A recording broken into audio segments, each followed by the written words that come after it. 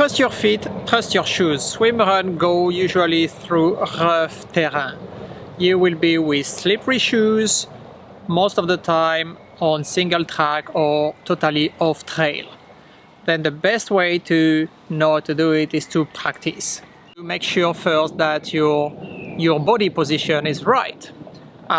It's really important when you run, and especially when you're running on really rough terrain, to keep your upper body, which means your chest, from your hips to your chest, on top of your front foot.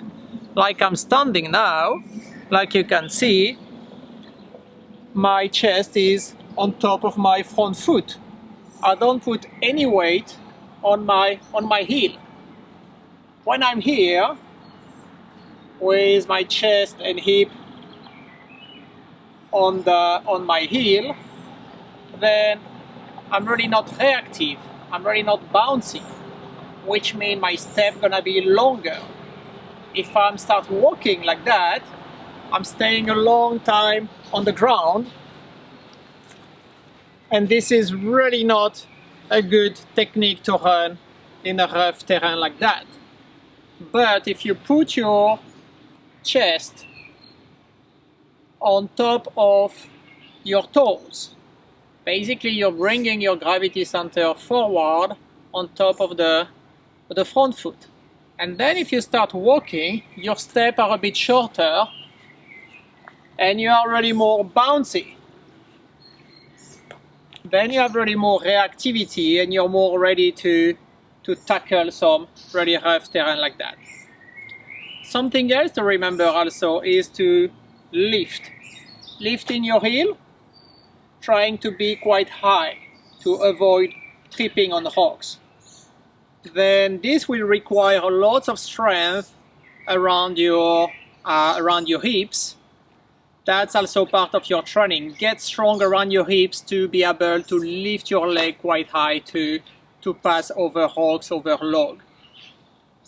Then really important, check your position, and to do a check of your position, put one hand on your belly, put one hand on your chest, put your feet parallel, okay, and bring the chest back, put the belly a bit down. That's a really inactive position.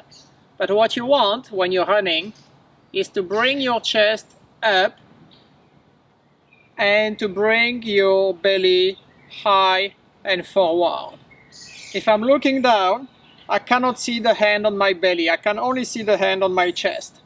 And it should be at the same level of my toes, my front foot. And then when you're there, you're gonna lean a bit more forward and you're gonna lose the balance forward and make a first step. Look what I did. I didn't just swing my legs forward and then did an overstride. Overstride is when your foot is in front of your hip when you're landing.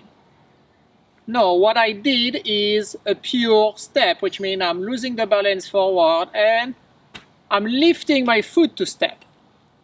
Then basically, when I'm doing that, I'm lifting the foot, ready to catch myself.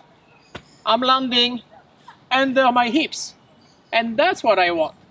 Then imagine if you start all your run by lifting yourself high and forward to lose the balance forward, and then starting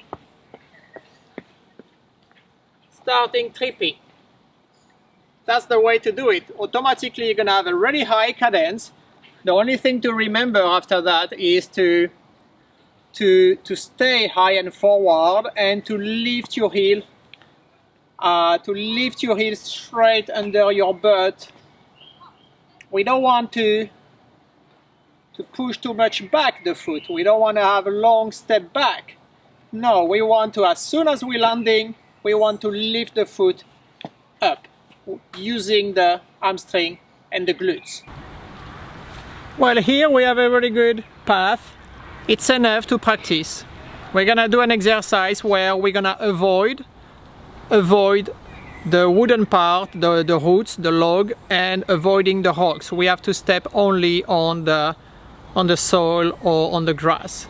Okay, that will really force you to have a really quick step. okay, because we cannot stay too long on the ground. This is a waste of energy when you're staying a long time on the ground. Then we're starting, well, we're gonna do it uphill, downhill. It's harder in downhill because it's gonna go faster. Then we're starting always by lifting the hips high and forward, putting the chest forward. We're losing the balance forward.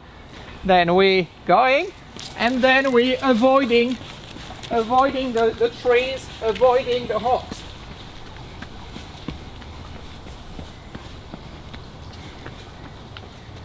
And then we're doing the same going downhill. This is a bit harder because it's gonna be a bit quicker.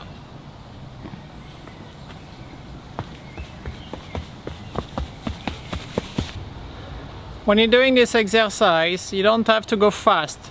The goal is to be really bouncy from right to left. You shouldn't even think about where you're gonna land. You should think about when you're gonna lift the heel, when you're gonna lift your foot off the ground, okay? That's the only thing to think about. Think about lifting your feet. Being bouncy is extremely important. You can use a skipping rope and do some skipping, or you can do it without a rope. Basically, when you're skipping, when you're bouncing, the body is well aligned, which means my hips are on the top of my front foot, middle foot. Okay? Then if I start bouncing, I'm really well aligned and I'm really activated in my deep core. Then when you get used to bounce, you're really making your brain remember the muscle memory where you should be landing when you're gonna run. Use the joint of your ankle, use the joint of your knee to absorb and to get some cushioning. Make sure that your heel is a bit touching the ground, but without putting any heavy pressure on the heel, okay? Just touching. You put all the pressure, middle foot, front foot, and then you're gonna start tilting a bit on the right to feel it a bit more on the right foot, tilting a bit on the left.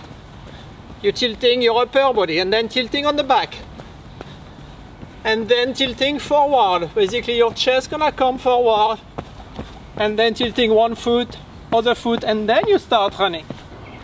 When you're running downhill, which will happen a lot in swimrun, especially to enter in the water, you need to make sure that you keep really the chest on top of the front foot. It's okay to sit a bit because it's a bit scary to go downhill, but keep the chest forward. If you want to use the grip of your feet and the grip of your shoes, then stay there. As soon as you're gonna put the weight, your weight or your chest on top of your heel, you're gonna slip and fall back. Then if you're here, you're controlling things. You have full control. Your upper body is in front, and then you just let it go. Small steps to catch yourself.